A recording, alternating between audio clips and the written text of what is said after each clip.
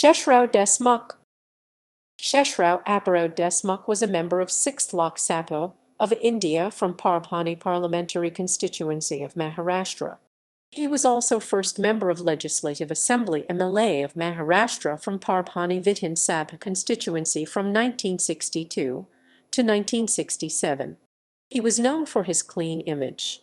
He is known as architect of Parbhani City because of his various developmental work done during his term as corporator in Parbhani Municipal Council and also as MLA and MP.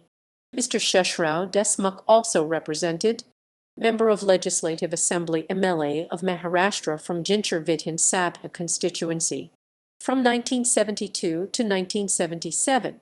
He was strong leader of Peasants and Workers' Party of India from Marathwada Region.